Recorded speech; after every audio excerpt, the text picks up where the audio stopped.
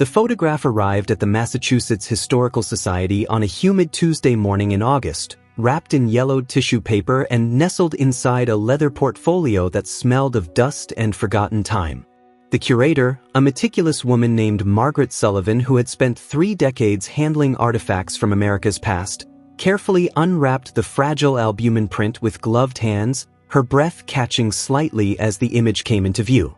The photograph measured approximately 4 inches by 6 inches, its edges worn and slightly curled with age, the sepia tones faded but still remarkably clear for something created over a century and a half ago. The image showed a young girl, perhaps 10 or 11 years old, seated on a simple wooden chair against what appeared to be a painted backdrop depicting a modest parlor setting.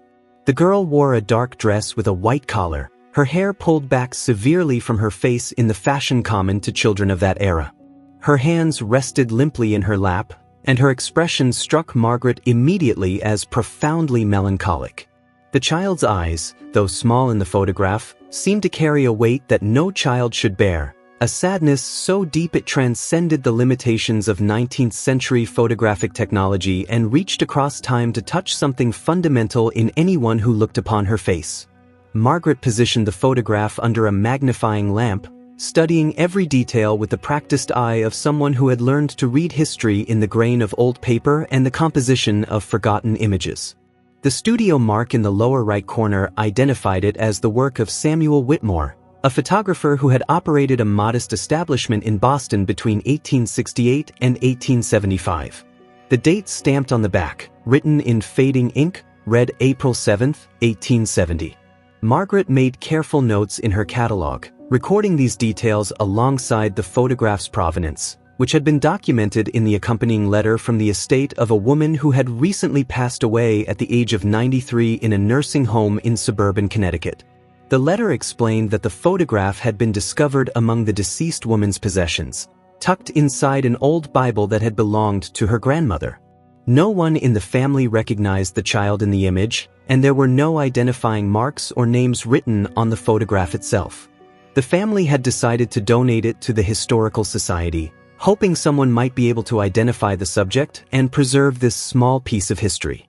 Margaret filed the photograph in the Society's collection, assigning it a catalog number and creating a digital scan for the archives, but something about the image stayed with her as she moved on to other acquisitions that day. 3 weeks later, a graduate student named David Chun arrived at the Historical Society to conduct research for his doctoral dissertation on 19th-century childhood in urban America. David had developed a particular interest in photographic evidence from the post-Civil War era, believing these images could reveal truths about children's lives that written records often obscured or ignored. Margaret showed him the recently acquired photograph, thinking it might be relevant to his research. David held the image under the light, studying it with an intensity that reminded Margaret of her own initial reaction to the sad-eyed girl. David asked permission to examine the photograph more closely using modern imaging technology, explaining that recent advances in digital photography and image enhancement had made it possible to reveal details in historical photographs that were invisible to the naked eye. Margaret, intrigued by the possibility, agreed to allow non-invasive digital analysis. David carefully photographed the image using a high-resolution camera, taking multiple shots from different angles and under various lighting conditions. He also used a technique called reflectance transformation imaging, which involved capturing the photograph under light from different directions to reveal subtle surface details and textures that standard photography could not detect. Back in his university laboratory, David began the painstaking process of analyzing the digital images. He used specialized software to enhance contrast, adjust color balance, and examine the photograph at magnifications far beyond what any traditional magnifying glass could achieve. For several days, he worked through the files, making notes and adjusting parameters, finding nothing unusual beyond the expected deterioration patterns and aging characteristics typical of albumen prints from that period. He was about to conclude that the photograph held no hidden secrets when he decided to examine the background more carefully. The painted backdrop behind the girl had seemed unremarkable at first glance, just another example of the theatrical scenery common in 19th-century photography studios. These backdrops were designed to create the illusion of wealth and respectability for subjects who might never have sat in an actual parlor with curtained windows and decorative furnishings. But as David enhanced and magnified the area behind the girl's left shoulder, he noticed something peculiar. There appeared to be irregularities in the painted surface, areas where the pattern seemed disrupted or inconsistent. At first, he thought these might be damage to the backdrop itself or perhaps artifacts of the photographic process. However, as he continued to enhance and examine these irregularities, a stunning realization began to take shape. These were not random imperfections or damage. They were deliberate marks, tiny scratches or indentations in the backdrop that formed letters and numbers.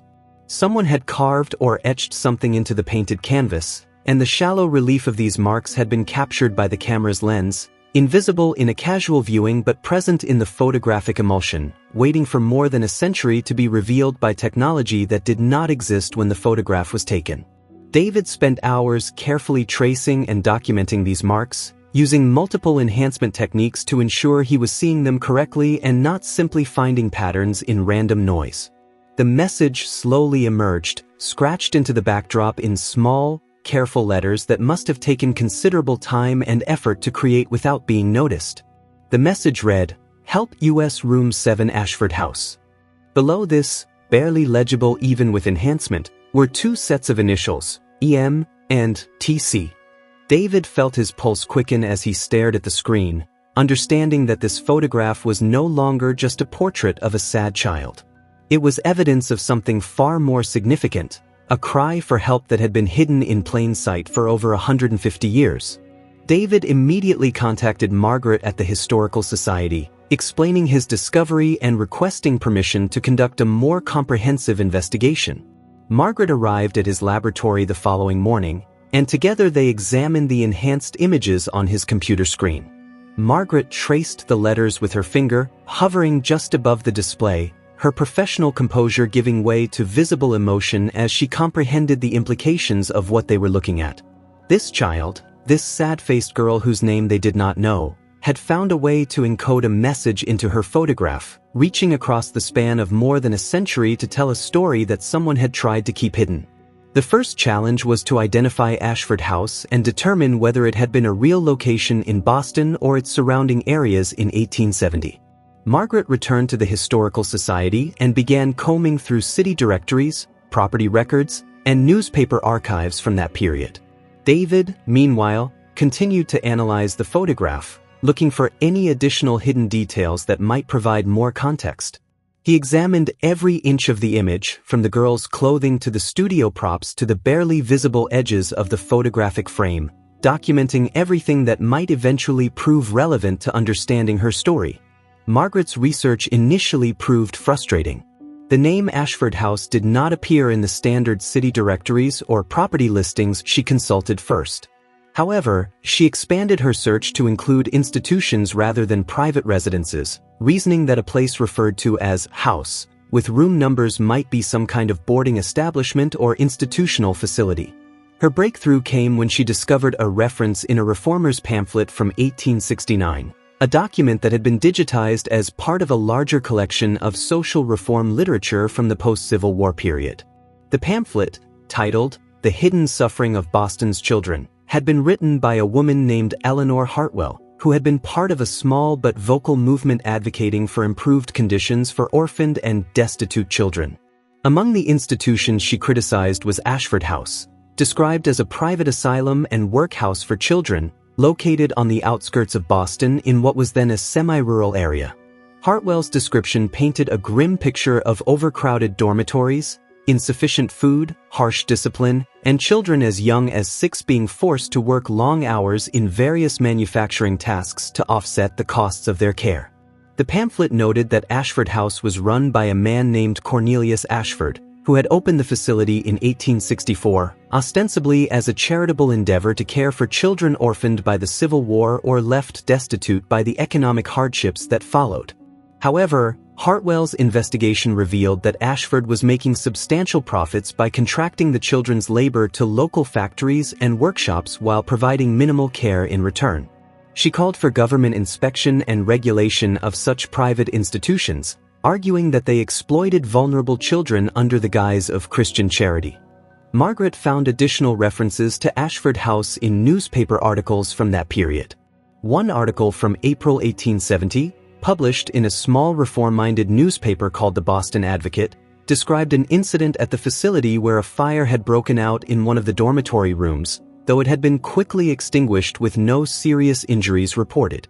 The article noted that the fire had started in room 7, and while the official explanation attributed it to an overturned lamp, an anonymous source suggested the children had been locked in their rooms overnight, a practice the institution denied. The timing of this article, published just days after the date stamped on the photograph, sent a chill through Margaret as she realized the connection. David and Margaret met again to compare their findings and develop a plan for further research. They now knew that the girl in the photograph had been in Ashford House, specifically in room 7, and that she had somehow managed to scratch a message into the photographer's backdrop, presumably during her sitting for the portrait. The question that haunted them both was why a child from such an institution would be brought to a photographer's studio at all. Portrait photography was expensive in 1870, generally reserved for middle and upper-class families who could afford such luxuries. What circumstances had brought this sad-faced girl from a children's workhouse to Samuel Whitmore's photography studio? Margaret discovered the answer in the business records of Samuel Whitmore's studio, which had been preserved in the archives of a Boston photography collector who had donated his materials to the Historical Society years earlier. Whitmore's ledger for April 1870 showed an unusual transaction, a bulk payment from Cornelius Ashford for 12 portrait photographs of children from his institution. The purpose noted in the ledger was promotional materials for charitable solicitation. Margaret understood immediately what this meant. Ashford had been using photographs of the children in his care to solicit donations from wealthy benefactors, presenting his institution as a respectable charitable endeavor worthy of financial support. This practice was not uncommon in that era. Orphanages and children's homes often used photographs in their fundraising materials, and the mere act of having formal portraits taken could be presented as evidence that the children were well cared for. However, the reality captured in the sad-faced girl's expression suggested a different story. David theorized that the girl had deliberately chosen to scratch her message during the photography session, perhaps recognizing this as a rare opportunity to communicate with the outside world. The backdrop would have been positioned behind her during the sitting, and in the bustle of arranging multiple children for portraits, she might have found moments to work on her hidden message without being observed. The next challenge was to identify the girl herself and the person represented by the other's set of initials. Margaret expanded her search to include records from Ashford House, though she quickly discovered that the institution's files had not been well preserved. The building had closed in 1877, just 7 years after the photograph was taken, following a scandal involving the death of several children from typhoid fever. The remaining children had been transferred to other institutions, and Cornelius Ashford had left Boston, his whereabouts after that point unclear. However, Margaret found a partial admission ledger from Ashford House covering the years 1868 through 1871 in the archives of the Massachusetts state government, which had conducted a brief investigation into the facility following the typhoid outbreak. The ledger listed children by initials and admission dates rather than full names, a common practice in institutions that sought to protect the privacy of families or minimize paperwork. Margaret searched for entries with the initials E.M., admitted before April 1870. She found two possibilities: an E.M. admitted in December 1868, age 9, and another E.M. admitted in March 1869, age 14. Based on the apparent age of the girl in the photograph, Margaret believed the first entry was more likely. The ledger provided minimal additional information, the notation, orphan, and a reference number that cross-referenced to admission paperwork that no longer existed. The search for TC proved even more challenging. The ledger showed 3 children with those initials admitted before April 1870, ranging in age from 7 to 12. Without additional information, it was impossible to determine which child might have been connected to the girl in the photograph. David suggested they focus on learning more about the conditions in room 7 and the fire mentioned in the newspaper article, reasoning that this event might provide crucial context for understanding the hidden message. Margaret requested access to fire department records from 1870, which were stored in the Boston City Archives. The records confirmed that the fire department had responded to a call at Ashford House on the evening of April 9, 1870, 2 days after the photograph had been taken. The fire report provided more details than the newspaper article had included. The fire had indeed started in Room 7, a dormitory room that housed 12 girls ranging in age from 8 to 14. The room had been locked from the outside, consistent with the anonymous claim in the newspaper, though this was noted matter-of-factly in the report without editorial comment, as overnight locking was a common practice in such institutions to prevent children from wandering or attempting to run away. The fire had started in a pile of textile scraps near one of the beds. The room had been filled with smoke by the time staff unlocked the door, and several children had suffered from smoke inhalation. The report noted that one child, described only as approximately 10 years of age, female, had been found unconscious and had required medical attention. No names were recorded in the fire report, but the description matched the apparent age of the girl in the photograph. Margaret felt certain they were on the right track, though the documentation remained frustratingly incomplete. David proposed a different approach. If they could not identify the girl through institutional records, perhaps they could trace what had happened to the photograph itself and work backward from there. They knew the photograph had been discovered in the Bible of a woman who had died recently at age 93.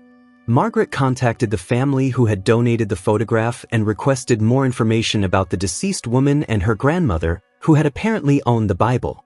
The family provided genealogical information showing that the grandmother, born in 1868, had married a man named Thomas Whitmore in 1892. Thomas Whitmore was the son of Samuel Whitmore, the photographer who had taken the portrait. This connection suggested a possible path for how the photograph had survived. Perhaps Samuel Whitmore had kept certain photographs from his studio, and they had been passed down through his family. But why would he have kept this particular image? Margaret hypothesized that Whitmore might have noticed something unusual about the photograph or the circumstances under which it was taken. She returned to his business ledgers and correspondence files, looking for any references to Ashford House or Cornelius Ashford beyond the initial transaction record. In a folder of miscellaneous correspondence from 1870, Margaret found a letter that provided a crucial piece of the puzzle. The letter, dated May 2, 1870, was from Samuel Whitmore to a member of the Board of State Charities, a government body responsible for overseeing charitable institutions. In the letter, Whitmore expressed concerns about the children he had photographed from Ashford House. He wrote that the children had appeared malnourished and frightened, and that one girl in particular had seemed desperate to communicate something to him, though he had not understood what she was trying to convey at the time. He mentioned that after the session, he had developed a sense of unease about the photographs and felt compelled to bring his concerns to someone in authority. The letter went on to describe an incident during the photography session where one of the older girls had deliberately knocked over a glass of water, creating a commotion that had temporarily cleared the studio. Whitmore wrote that during this confusion, the sad-faced girl had pressed a small piece of paper into his hand. The paper contained just 2 words, written in a child's uncertain hand, "Please help." Whitmore had kept the photograph and the note, he explained, as potential evidence should an investigation into Ashford House ever be undertaken. He requested that the Board of State Charities look into the conditions at the facility and offered to make himself available as a witness if needed. Margaret found no record of a response to Whitmore's letter, nor any indication that the Board of State Charities had taken action at that time. This was not surprising given the limited resources and authority such bodies had in that era, and the general reluctance of government to intervene in private charitable institutions. However, the letter confirmed that Whitmore had recognized something wrong in the girl's situation and had attempted to help. It also explained why he had kept the photograph, and why it might have remained in his family's possession, passed down as a troubling memory of an injustice he had witnessed but been unable to prevent. With this new information, David intensified his analysis of the photograph itself, now searching for any additional evidence that might reveal more about the girl's situation. He used a technique called multispectral imaging, photographing the print under different wavelengths of light, including ultraviolet and infrared, to reveal any markings or substances that might not be visible under normal lighting. This process revealed something unexpected: faint traces of what appeared to be tears on the photograph's surface. Chemical analysis of these traces confirmed they were indeed dried tear residue, suggesting the photograph had been held and cried over at some point in its history. Whether these were the girl's own tears or those of someone who had looked at the photograph later, perhaps Samuel Whitmore himself, could not be determined. Margaret continued her investigation into Ashford House and its residents, expanding her search to include death records, emigration documents, and records from other institutions where children from Ashford House might have been transferred. The typhoid epidemic that had closed the institution in 1877 had killed 7 children, but their names had been recorded only as initials in the public health reports. Margaret cross-referenced these initials with the admission ledger and found that neither EM nor TC appeared among the victims.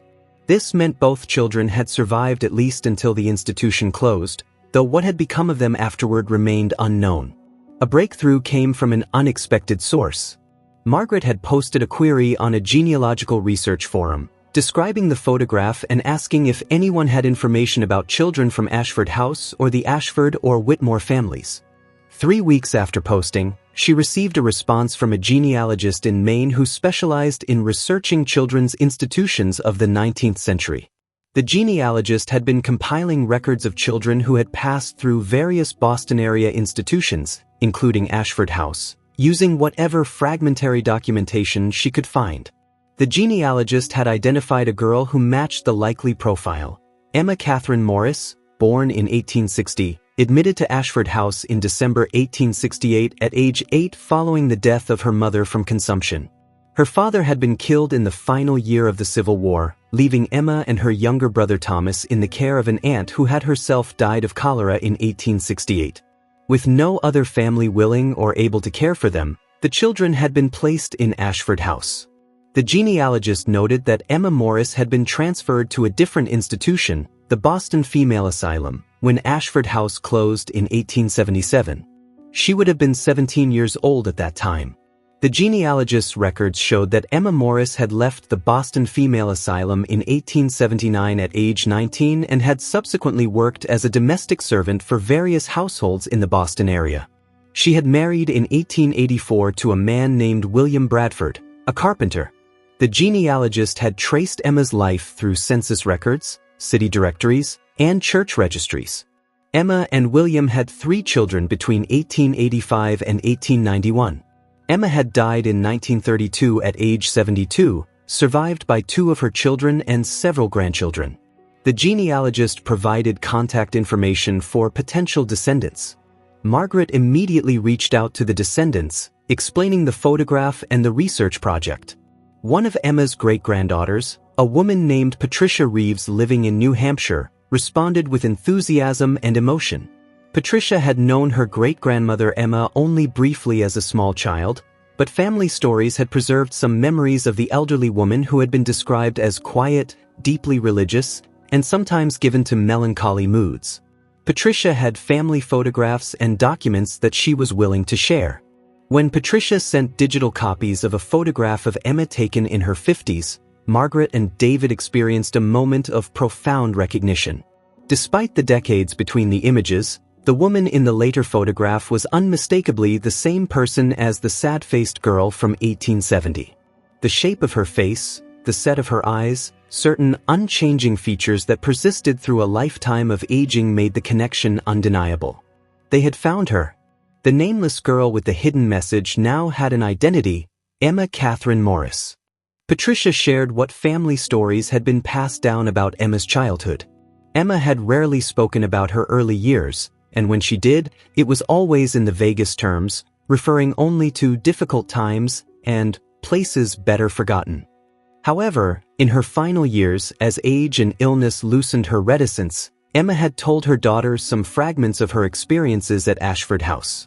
She had described overcrowded dormitory rooms where children slept 3 and 4 to a bed, inadequate food that left them constantly hungry, and long days working at tedious tasks like picking apart old rope for its fibers, sewing buttons on cards, or sorting rags, labor that their caretakers sold to contractors. Emma had mentioned that the children were sometimes punished severely for minor infractions, locked in closets or denied food, and that speaking to outsiders about conditions in the institution was strictly forbidden. She had described the photographs taken in April 1870 as an event that had filled her with both hope and fear. Hope that somehow these images might reveal the truth of their situation, and fear that the opportunity would pass without anyone understanding. Emma had told her daughter about scratching a message into the backdrop, a desperate act she had managed during a moment when the photographer's attention was elsewhere. She had believed at the time that no one would ever see her hidden plea. The revelation about her brother Thomas provided the explanation for the other initials. Thomas Charles Morris, younger than Emma by 2 years, had been in room 7 with her, as Ashford House apparently mixed younger boys with older girls in some dormitory assignments. Patricia's records showed that Thomas had also survived Ashford House and its closure, had been placed in a boys' home, and had eventually been sent west on an orphan train in 1879, part of a controversial program that transported orphaned and destitute children from eastern cities to families in rural western states who needed farm labor. Thomas had settled in Nebraska, married, and had a family of his own. The siblings had maintained some correspondence, though distance and the difficulties of the era had kept them from seeing each other more than a handful of times after their childhood separation. Margaret and David now understood the full context of the hidden message. Emma and Thomas, trapped in conditions they experienced as unbearable, had somehow managed to encode a call for help in the photograph, hoping that someone, someday, would see it and understand. The fire in room 7, which had occurred just 2 days after the photograph was taken, took on new significance in light of what Emma had revealed in her old age. According to Patricia, Emma had told her daughter that the fire had been no accident. An older girl in the room, desperate and despairing, had deliberately set fire to the textile scraps, hoping that the emergency would bring outside authorities into the institution and expose the conditions there. The plan had partially succeeded in that the fire had brought scrutiny and the anonymous newspaper account, but ultimately it had not led to immediate reform. The girl who had started the fire had been removed from Ashford House and sent to a reform school for delinquent children, where conditions were even worse. Emma had carried guilt about this for the rest of her life, feeling that their attempts to seek help had only made things worse for the brave girl who had acted. It was not until the typhoid outbreak 7 years later that Ashford House was finally closed and its practices exposed, though by then another generation of children had suffered through years of neglect and exploitation. David and Margaret documented everything they had learned, creating a comprehensive report that detailed Emma's life, the conditions at Ashford House, and the remarkable story of the hidden message that had waited more than a century and a half to be discovered. They prepared an exhibit for the Historical Society, displaying the photograph along with the enhanced images showing the hidden text, Samuel Whitmore's letter, and the historical context of children's institutions in post-Civil War Boston. Patricia Reeves provided family photographs of Emma in later life, showing a woman who had survived her traumatic childhood to build a life of modest dignity, raising children of her own and living to see her grandchildren grow. The exhibit opened at the Massachusetts Historical Society on a cool October morning, attracting immediate attention from both the academic community and the general public. Local news outlets covered the story, fascinated by the combination of historical detective work, modern technology, and the poignant human story at its center. The image of the sad-faced girl, now identified as Emma Morris, appeared in newspapers and on television screens, her century-old plea finally receiving the attention she had hoped for when she scratched those desperate words into the photographer's backdrop. Patricia Reeves attended the exhibit opening, bringing with her other members of Emma's extended family, descendants who had never known the full story of their ancestors' childhood suffering. They stood before the photograph, seeing Emma not just as an old woman from family stories or a name in genealogical records, but as a real child who had endured circumstances that would have broken many people. Patricia spoke at the opening, her voice thick with emotion as she described learning about her great-grandmother's courage and resilience. She noted that Emma had never allowed her own children to be aware of how much she had suffered, choosing instead to create for them a childhood of safety and love that she herself had been denied. The exhibit sparked broader conversations about historical memory and the hidden stories embedded in photographs and documents from the past. Other historians and researchers contacted David and Margaret, sharing similar discoveries they had made in historical images, messages encoded in paintings, scratches on prison walls, marks in ledgers, all the various ways that people without power or voice had tried to communicate across time about injustices they endured. A network of scholars emerged, dedicated to using modern technology to uncover these hidden testimonies and give voice to those whom history had tried to silence. The story reached beyond academic circles. Advocates for child welfare used Emma's story to draw parallels with modern issues, pointing out that while the specific conditions of Ashford House belonged to the 19th century, children around the world still suffered from exploitation, neglect, and abuse in systems that were supposed to protect them. Emma's message, they argued, remained relevant. Children in distress need adults who will notice their suffering and take action. The photograph became a symbol, reprinted in materials for child advocacy organizations, a reminder that young people in trouble often find creative ways to signal their need for help, and that society has an obligation to pay attention. David completed his doctoral dissertation, which focused extensively on Emma's story and what it revealed about childhood in post-Civil War America. He argued that photographs from this era should be examined not just for what they obviously showed but for what might be hidden in them, evidence of experiences that the subjects were not free to express openly. His work was published and well received, contributing to a growing body of scholarship that used visual sources to understand the lives of people who left few written records. Margaret curated a traveling version of the exhibit that visited historical societies and museums across New England, bringing Emma's story to audiences in the very communities where she and countless other children had lived and suffered. The family of Samuel Whitmore, the photographer who had tried to help Emma, also came forward after the exhibit opened. They had preserved more of Samuel's papers and provided them to the Historical Society. Among these papers was a diary entry from May 1870 in which Samuel wrote about his frustration at being unable to help the children from Ashford House. He described feeling haunted by their faces, particularly the sad-faced girl who had tried so desperately to communicate with him. He had kept her photograph, he wrote, as both a reminder of his failure to act effectively and as evidence should the opportunity ever arise to speak truth about what he had witnessed. The fact that his photograph had ultimately revealed its secret, though more than a century later than he could have imagined, seemed a fitting vindication of his impulse to preserve it.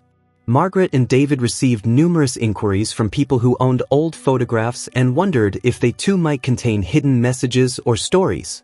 They developed guidelines for examining historical photographs with modern technology, creating protocols that other institutions could follow. Not every photograph revealed secrets like Emma's had, but the systematic examination of historical images did lead to other discoveries. Names written in hidden areas of portraits, dates encoded in apparently decorative elements, messages concealed in ways that became visible only under specific lighting conditions. Each discovery added texture and depth to historical understanding, revealing the creativity and determination of people who found ways to communicate despite constraints. For Patricia Reeves and her family, the discovery transformed their understanding of their own history. They had known Emma as a quiet, religious woman who valued family above all else, but they had not fully understood what had shaped her into that person. The revelation of her childhood trauma and her courage in trying to seek help, even at great risk to herself, gave them a new appreciation for her strength. Patricia organized family gatherings where they discussed Emma's life, sharing the stories that had been passed down and adding the new information that research had revealed.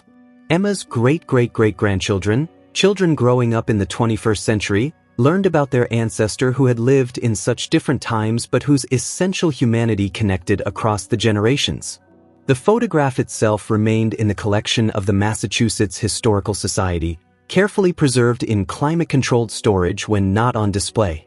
Margaret ensured that it was digitally archived using the highest quality scanning technology available, creating a permanent record that would allow future generations to study the image with whatever even more advanced techniques they might develop.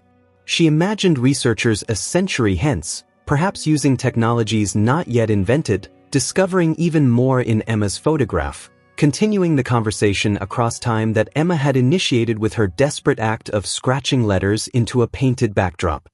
David often returned to look at the photograph, particularly when his own research felt frustrating or when the past seemed impossibly distant and difficult to understand. The image reminded him why historical work mattered, why the effort to recover lost voices and forgotten stories served a purpose beyond academic interest. Emma's sad face looked out from the photograph, no longer anonymous, no longer voiceless. She had spoken, and finally, after more than 150 years, she had been heard. Her message had been simple and universal. A child asking for help, for recognition that she was suffering, for someone to care enough to act. The sad-faced girl from 1870 had become Emma Morris, a real person with a full life, someone who had survived childhood trauma to build a family, to love and be loved, to live for 72 years that included both sorrow and joy. Her photograph no longer showed just a sad child. It showed courage and resilience. It showed the determination to be seen and heard even when every circumstance worked against that possibility. It showed the power of hope, the belief that somehow, some way, someone would eventually understand and respond.